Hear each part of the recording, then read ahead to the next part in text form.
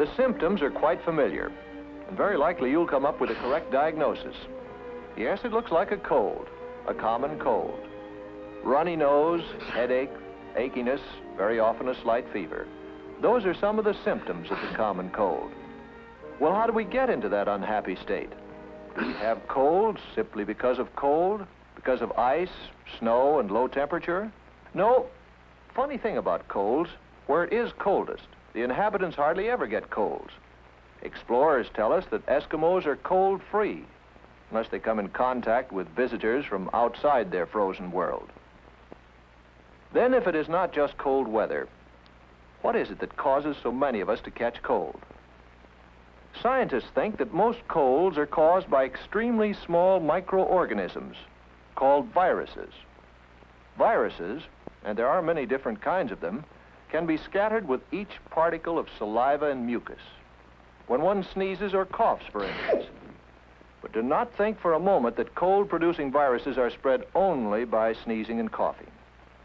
If by some magic the tiny particles of saliva and mucus could be made visible as a black smudge, we quickly would realize in how many other ways we are apt to scatter bacteria and viruses all around us. For instance, Jane here has a cold. Look at that smudge. Look at those germs she leaves on the doorknob. And here's Bob's hand picking them up. Bob, his hand now covered with germs picked up from that doorknob, transfers them to a book. Sue, having the bad habit of wetting her finger to turn pages, carries the germs from the book to her mouth, and then passes them along with a pencil to Anne. Anne carries them home and leaves them on the family's dinner table.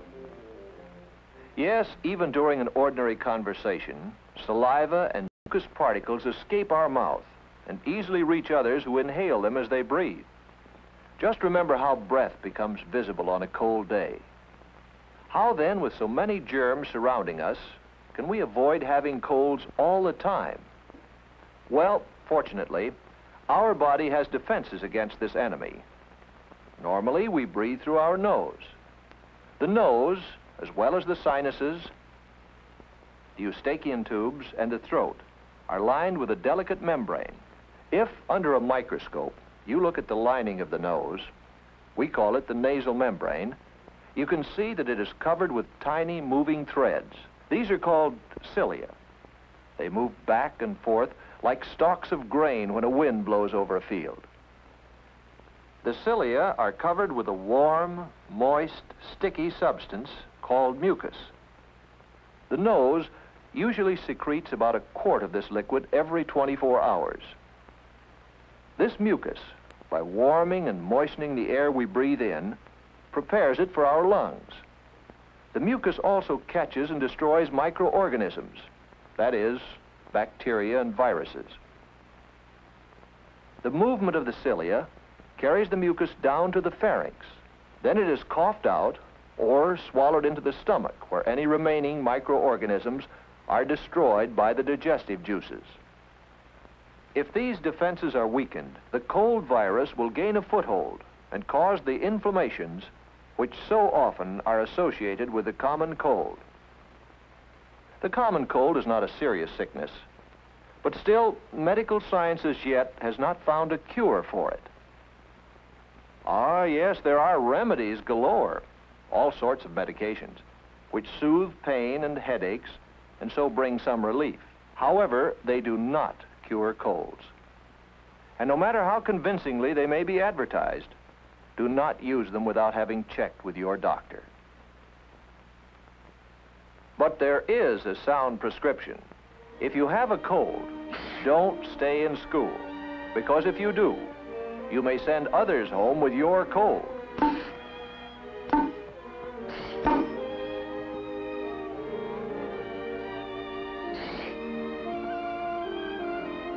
If you have a cold, stay home.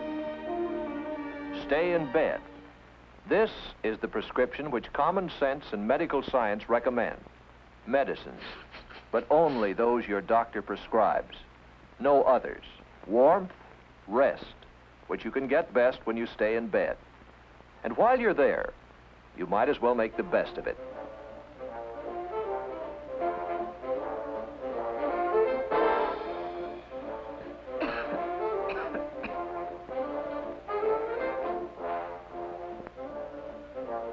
Right. Use tissues instead of handkerchiefs. That way you'll dispose of the germs much better than when you blow them into a handkerchief. However, should you not feel better in a couple of days, or if you keep on having a fever, you should ask your parents to call a doctor. You see, what you think is a simple cold could really be the first symptoms of some other disease, such as measles, infantile paralysis, diphtheria, whooping cough, scarlet fever, influenza, and others. However, even if your illness proves to be only a simple cold, it is still important that you take care of it. A cold which is not treated might very well back up along the mucous membrane and so invade the sinuses, the cavities in the bones of the face and the skull.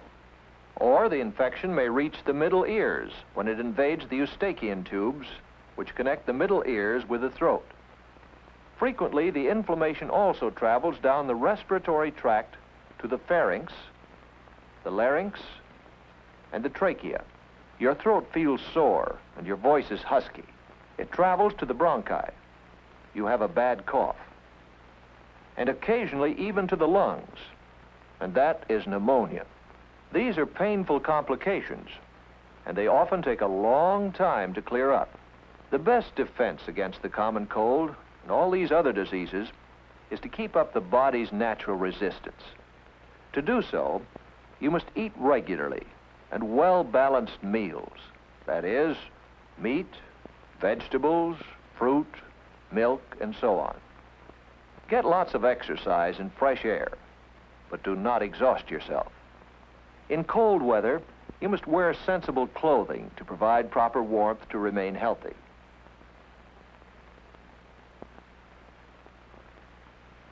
Go to bed at a reasonable hour. While you grow, you need about 10 hours of sleep each night. Sleep recharges the body's energies. Protect yourself against infection. Keep pencils and other things out of your mouth. Never take bites of other people's food. Do not use somebody else's drinking straw or glass, not even within your own family. In the bathroom, for instance, use only your glass. And wash your hands frequently and thoroughly, especially before eating. When you wash your hands, you wash away many of the disease-carrying smudges you may have picked up. But if in spite of all these precautions, you still come down with a cold, let us repeat, take it to bed and stay there until it has run its course. This is the safest way to regain your health and to return as quickly as possible to work, to fun, and to play.